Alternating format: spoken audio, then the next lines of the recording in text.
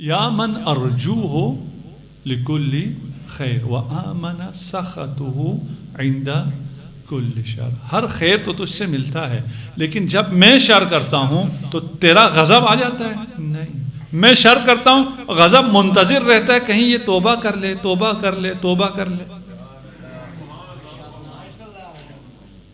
میرے گناہ کے ساتھ ہی، میری معصیت کے ساتھ ہی غضب الہی نہیں آ جاتا. ہم غضب سے ایمن ہیں.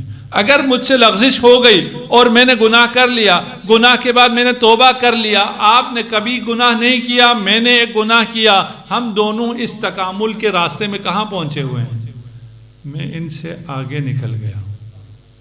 کیوں؟ اس لیے کہ خدا کو یہ توبہ کرنے والا بندہ زیادہ پسند ہے، وہ اس کو زیادہ آگے لے جاتا ہے. یا من یعطی الکثیر بالقلیل،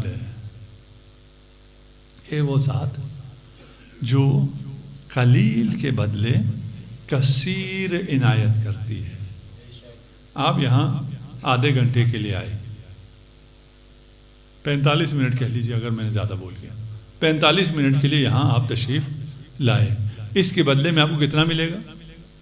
کتنے منٹ ملیں گے؟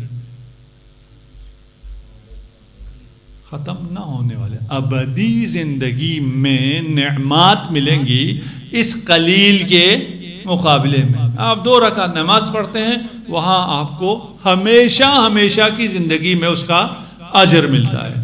جو بھی اجر ملتا ہے وہ ختم نہ ہونے والا اجر ہے. اور یہاں آپ نے کیا دیا ہے؟ انتہائی قلیل 2 منٹ دیے ہیں. وہ 2 منٹ بھی آپ کے اپنے نہیں ہیں، وہ بھی خدا نے آپ کو دیے ہوئے. آپ کماتے ہیں، جو کماتے ہیں وہ کس کا ہے؟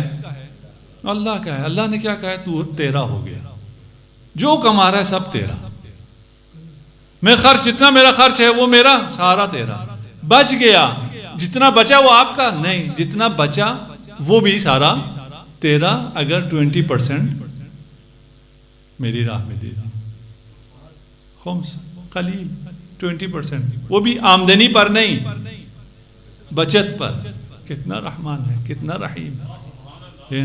اور یہ 20% دینے کے بعد ہوتا کیا ہے؟ وہ آپ سے کچھ لیتا ہے؟ نہیں، وہ 80% آپ کو دے دیتا ہے.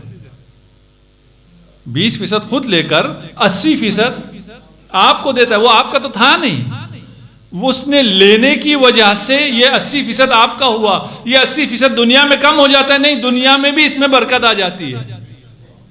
آخرت میں تو ملے گا، ملے گا.